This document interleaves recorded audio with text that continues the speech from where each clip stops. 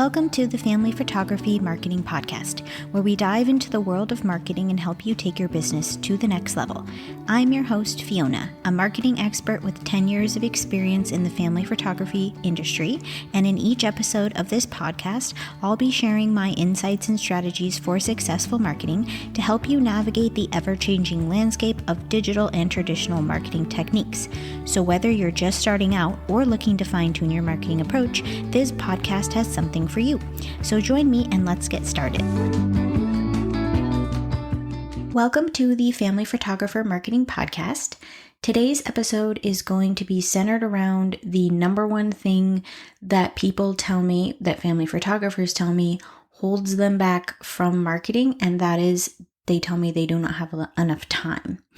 So this episode is going to be focused on productivity and how to create more time, because I truly believe that majority of the people I talk to do have time to market, and it's not actually time that's holding them back from getting marketing done.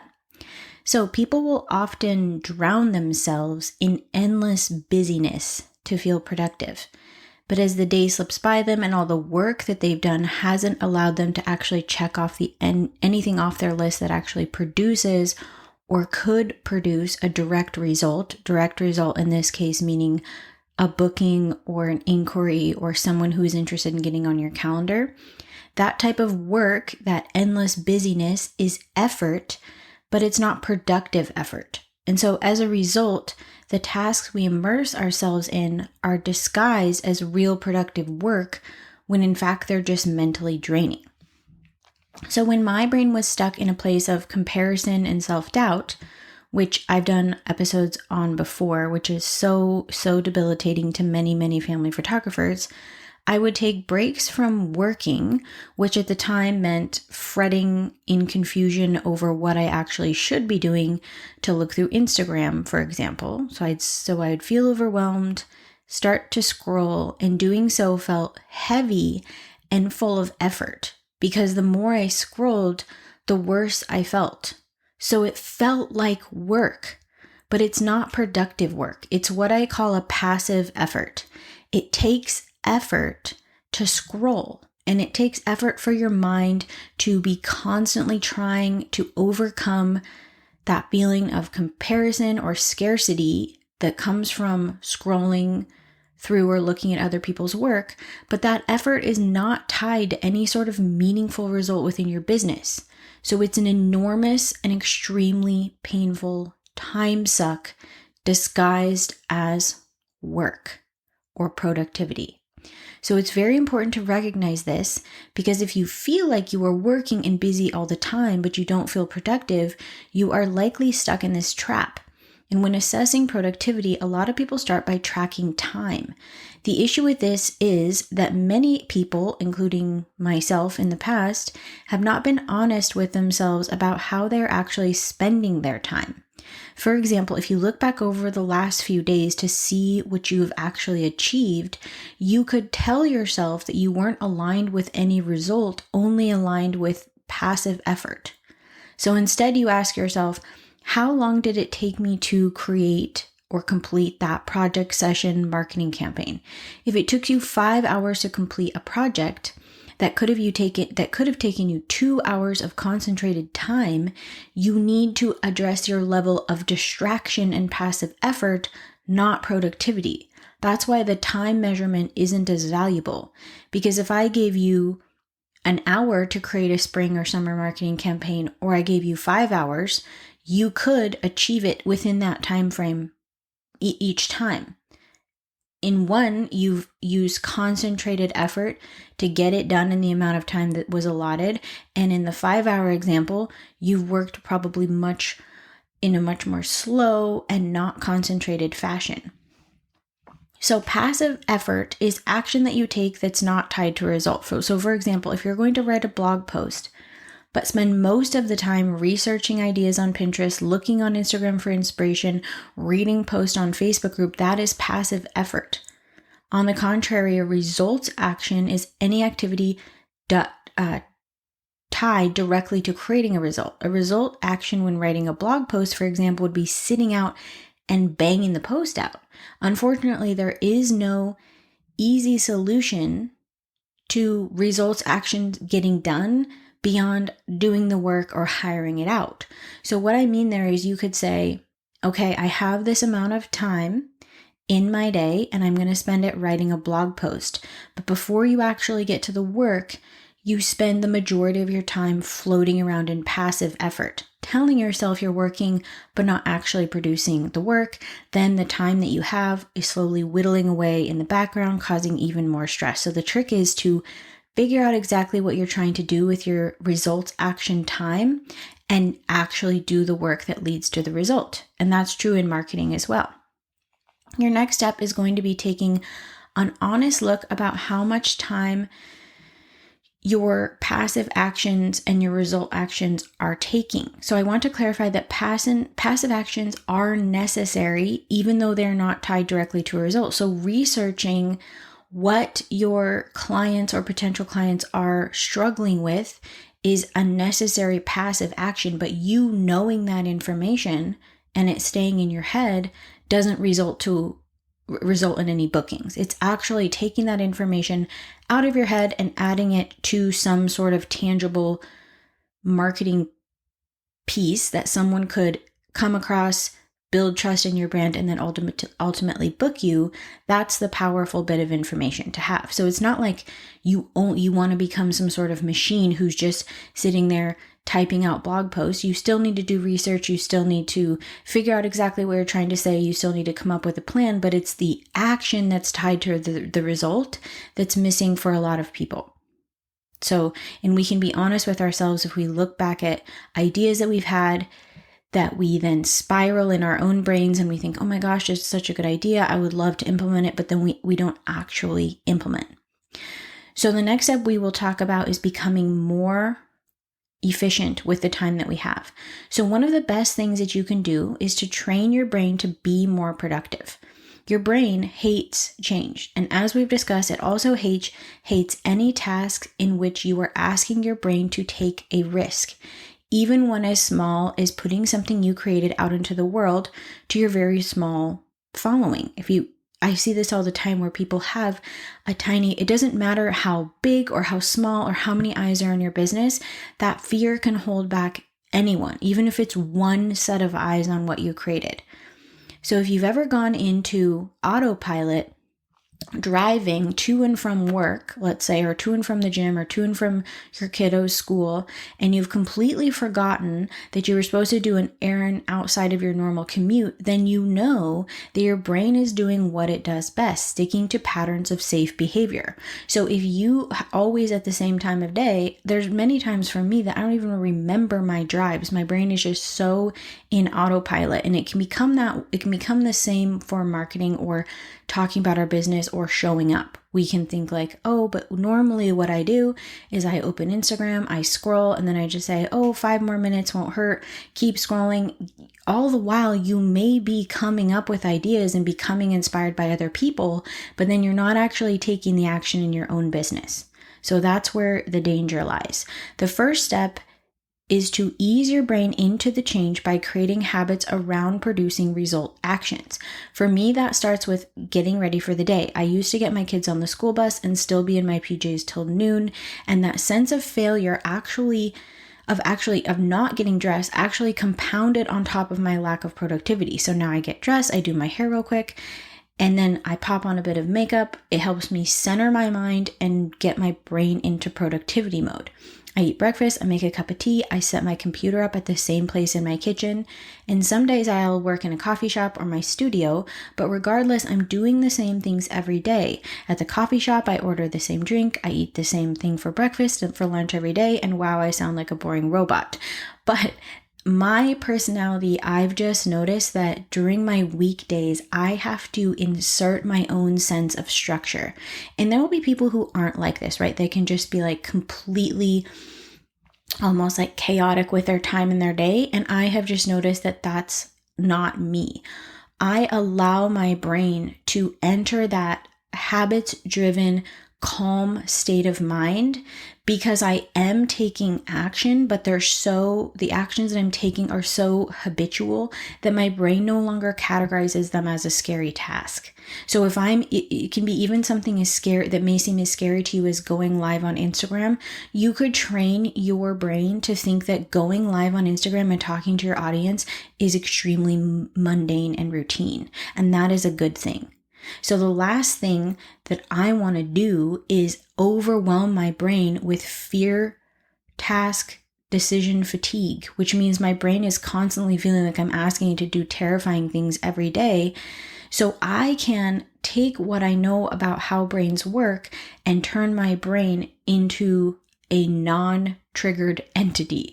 So I can say, this is just what we do. Nothing scary's ever happened. So we can just continue in these habits, right? So often instead what people try to do is they're like, oh, I'll try something new. That didn't work, so I'll try something new. I'll keep trying something new, thinking that that is going to lead to a better result, when in fact you're just constantly changing it up within your habits, in your systems, in your day, and you're creating a sense of urgency or scarcity that your brain does not like to operate in. So you're going to be competing against yourself, right?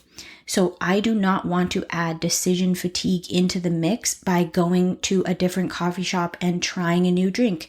These things may seem so silly, but it really makes a difference when you are limiting the amount of things you're asking your brain to do every day. It would be like if you had something you do all the time. So I'll use the gym, for example. Like at the gym, I like to do my routine. I have a leg routine, an arm routine, mostly a leg routine because legs are my favorite. But if I went in there and I was like, today I'm going to learn how to do every machine in the building, I would be so stressed out. And yes, is it good to mix things up every once in a while? Sure. But if we get into systems that work, it's okay to lean into those habits. So this creates very little opposition to these habits. I feel apprehension around new scary tasks, but now I'm even able to push through them so much more easily because I have practice doing that. So my brain doesn't resist so much when I do want to change up one little thing because I trust myself more. So these days, small chunks of concentrated time on a result action has become my brain's new normal. If I'm working on a results-based action, my brain no longer even requests time to scroll on Instagram because I have long resisted those urges. So when I first started this program of focusing a concentrated amount of time on a results-based action, meaning action that I'm taking that would result in someone getting on my calendar, then I would feel this resistance in the middle of the time chunk that I had given to that task to stop and start scrolling on Instagram or distract myself with laundry or whatever it is. And because I have worked so hard to resist that question, that pushback on the task where my brain is saying, whoa, this is a little bit scary. Let's go to something familiar. And I say, no, we're actually in the task and we're not leaving. My brain never asks to leave the task and go do something completely non-productive. So this is the amazing things about brains is we can train them to work better for us. So it's a combination of habits and keeping promises. And those are the main two ingredients to productivity. Even within your non-results-based time, like when you're editing, you can create habits that support your marketing or results-based actions. For example, when I'm exporting a session, I feel like I said exporting weird. Exporting? Now it sounds like not a real word. I will take my favorites from that session and immediately move them to a folder titled location name, season, and year. This is really helpful because it gets all of us out of the mindset of providing sneak peeks and instead to using the imagery that we create strategically. By doing this habit within a passive action task, I have then supported myself when it comes time to market because that habit is built into that editing sequence. So instead of trying to go back when it's time to market and trying to pull spring images, for example, into folders when everything's already uploaded and sucked into the cloud and it's much harder to access them, I can support myself in real time. So next I'll show you, or I'll talk to you guys about how I use time chunking that really helped my productivity. So the creative brain, this is a generalization, but it generally works in small focus bursts. And that's how my brain works too. I can spend about 5 hours working pretty solidly, but not on one task. I don't even know who invented the 8-hour workday, but I definitely can't do things consistently for 8 hours. If I tried to do that, I would just get bored and distracted within the first 1 or 2 hours, right? Because my brain automatically will reach this point, and this may be true for you, where after the first 1 or 2 hours, it's bored and it's looking for something else to do. So instead of fighting against that, we can use time chunking to our advantage. So I know the things that I need to do to get more results in my business, just like you know what you need to do as well. But right now, many of these important to-dos are probably floating around in your head, refusing to be turned into actions. And every time you attempt them, your brain screams, no, let's scroll Pinterest instead, text your sister, what about the laundry? Anything else. And what happens? You relent, you leave the task for another time. And if you are a fellow procrastinator like me, that time will be in a stress-filled flurry right before the task must be done. To help my scared brain, I will give it very small tasks to achieve in very short amount of time, and I call this time chunking. If you take one long-ass to-do list, your brain looks at that and automatically wants to run the other way. But if you know you only have to achieve one small task in the allotted time that you've given yourself, that is way less scary. The allotted time is key because, just like I said earlier in the episode, you will achieve the things you want to do within the time you give yourself. You know those people that have been writing a book for like 10 years and that book is taking 10 years because the author gave themselves 10 years to do it. The same author could likely finish that book in 2 months if they had a hard deadline. Let me tell you about tell me through the podcast. Let me tell you the best part about time chunking. So when you tell yourself you are going to edit a session or call a session or reply to emails or whatever it is in the next hour, and you keep your promise to yourself by not distracting yourself, it is the best feeling ever. It's a way that you garner more trust in yourself. There's hardly a greater feeling than the combination of keeping promises to yourself and being productive. After you've achieved your results-based action, you can give your brain a little break. Get up and stretch, play with your dogs, do a little dance, and you can even scroll through social media, but you need to set a timer or some sort of barrier, or you will get sucked in and off track once again. So you know that old cliche that says, dreams don't work unless you do? Well, in my experience, it's been completely true. Learning to keep the promises I make to myself about the work that I will and will not do when it comes to achieving the type of business that I want to have is extremely key. It's a horrible feeling to break a promise to yourself, and we've all been there. If you're trying to make a change, or you're trying to, for example, tell yourself that you're not going to do a habit that's been destructive for you, and then you do it, that feels bad. But it's not the destructive the habit that hurts, it's breaking the promise to yourself. So it's not like scrolling Instagram physically hurts you. It's that you told yourself you weren't going to do it and you did it anyway, and you're letting yourself down. It's the same feeling when you tell yourself you're going to try to get something done in a particular period of time and you don't. It's just an automatic letdown. So there's a flip side to that, which is that if you give yourself a task to do within a certain amount of time and then you do it, it feels really amazing. If you're like me, you might be really, really good at keeping promises to other people. If I tell a friend that I will be there, I will be there. If I tell my kids that we're going to the beach after lunch, we go. But the issue is that the promises that I made to myself often go to the bottom of that list. And switching this up is actually pretty easy. Don't break the promise no matter what. Unless something major comes up, do the results-based action that you promised yourself you were going to do within that time chunk.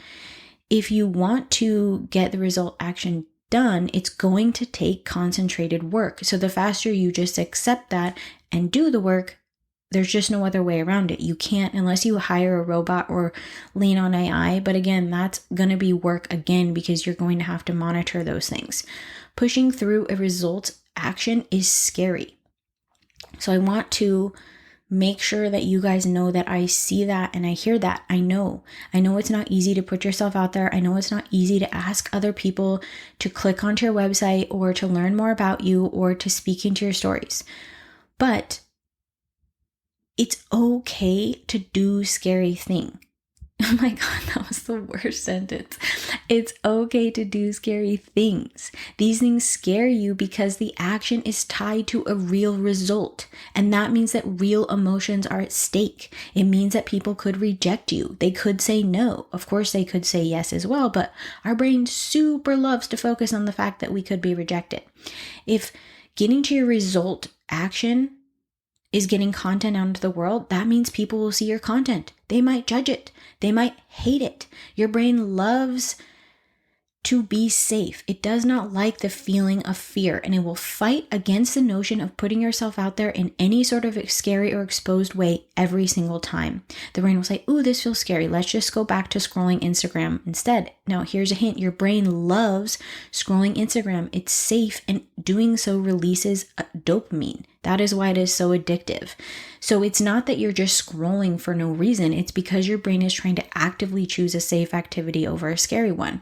Unless you have a very unique brain, your brain is not addicted to the feeling of fear. Of course, we all know the people who have brains that are like that. That would be like a girl I went to high school with who is literally like a super skydiving person, and she just seems to just be skydiving every single day. That is her brain is addicted to that feeling of fear. And I don't think there's anything more terrifying you can do than jump out of a plane every single day. But the majority of us are not like that. So instead, we don't sit on our couch and aimlessly do scary things. We're not just like casually addressing large groups of people or telling strangers our most inner thoughts for them to judge. But because results actions are scary, it is even more important for you to keep the promise and actually finish those actions. That is how you override your own brain and get the important tasks done. When you are deep in the work of the results action, you have already set yourself up for success in every possible way, but there is one thing that could still take you down, and that's the perfectionism trap. So if you set a time and you know you're going to get this work done and you stick to the promise, then this last thing could really hurt you. We've already discussed in depth in past episodes about how scary it is to create. I say it all the time because I want you to be seen in this work. Putting the work in and actually doing it, we know it's scary. But what if you're breaking through that barrier, but you can't get what you created just right? That perfectionism trap can stop you from taking the most important step, which is actually showing it to the world. So a horrible case scenario is you create part of your marketing plan, you did it in the time allotted, you actually put the work in, but then you stop yourself from putting it out into the world because it's not perfect. You can bypass the perfectionism trap by sticking to your time chunk limit. If part of your time chunk is actually to post that content, then if you stick to the promise you made about doing the work within that time, then you will not be sidetracked by perfectionism because you'll just take the leap over that worry and go ahead and post it. Done is better than perfect in pretty much every instance when it comes to marketing, because what we want is data anyway, not judgment, not perfect tens from the audience. That's not what we're looking for. So it's not an excuse to do crappy work. And you're honest with yourself about how long tasks really take you and how long you need to give yourself to produce a reasonably good limit. But I would rather you just get the work out into the world than produce a flawlessly perfect piece of content, email, postcard, whatever it is. Is the extra amount of time that it would take you to get it from good to flawless worth it? Likely not. Knowing what I know about creatives, the tiny little details that change in these extreme levels of perfectionism are the things that the artist only notices. So generally the client is blind to tiny edits or little things that have swallowed whole hours of your day. So don't fall into the trap. Keep moving forward, keep making promises, keep creating, don't strive for perfectionism. As you become more productive and more of the things you make are out in the world, many of the things that you make won't work. And like I've said before, that is okay. That is to be expected. It would be super weird and you'd be some sort of anomaly if everything you put out into the world was received perfectly and 100% of your Instagram followers saw it. That would make you the outlier. The normal scenario is people put things out, some things hit, some things don't. It's all about gathering the data, like I've said many times before. So you can think of it this way. A missed mark, so like you tried something, it didn't really work, is just data on how you can be better in the future. Had you not picked yourself back up and tried again, in many instances of your own life, think about the data that you wouldn't have. And this goes from any instance, like from relationships, parenting, schoolwork, anything that's in your past, traveling. Like if you had taken one trip and things didn't quite go as planned and you're like, well, traveling's off the table for me, so I'm never going to try it again. That is the type of thing and the type of sentence that will come out of a family photographer's mouth about sending an email to clients. Well, I tried and, only 2 people opened it and no one booked, so I'm never going to do it again. That's not true in any part of life, so it's definitely also not true in the world of marketing as well. Showing yourself what you can do is so much better than sitting around doing nothing. In addition to failure, prepare to feel a little lonely. So it's no secret that entrepreneurship isn't generally a team effort. The good news is there's plenty of other creatives in the same boat, and it's worked really well for me to find a few key people who are at the same level of business as I am, and we can help inspire and support each other. So you can even, if you find these key individuals, you can bring them into your productivity. So you can say, hey, checking in, it's Monday, here are the things I really want to get done. What do you have on your plate? Let's help support each other. That is so easy, and how nice is it to have a little bit of support along this journey? 2 people can cheer each other on. Don't be afraid to reach out and connect. Many of the friendships that I've made have started with just a DM. Remember that as you make the journey towards becoming more productive, your silly brain will constantly be trying to drag you back into old habits, and it's your job to resist. The best way you can do this is to, again, keep it really simple. The promises that you make to yourself about marketing your business are paramount, and that is okay. You can make boundaries with your family. You can make boundaries with your friends. You can make boundaries with your children so that the results that you need to take in your business that are tied to an actual action that a potential client can take need to be at the forefront of your productivity and the work that you do on your business. So if you learn one thing from this, just attempt to set a time, and within that time, have a results-based action that's part of you putting out something into the world that would result in someone engaging with you in a way that could end with them becoming a client. Do that. Just try it out. It's going to feel so much different than a lot of the passive action tasks that we all immerse ourselves in all day that feel so heavy and emotional and full of comparison and full of scarcity, but aren't actually work. So just try to work diligently in tiny, tiny chunks to make that fear of showing up your friend. It's never going to go away, but you can make it easier by being habitual, by training your brain that you are a trustworthy person who's going to follow through, and nothing bad is going to happen if you try something and it doesn't work out. It's just data. So you have a dream with your family photographer business. So this is one tiny step that you can take towards chasing it. By starting a business and having a dream, you are already doing so much more than most people do in their lifetime when it comes to confronting and overcoming fear. So keep stepping forward. You got this. I hope this episode was helpful, and I'll see you guys next week.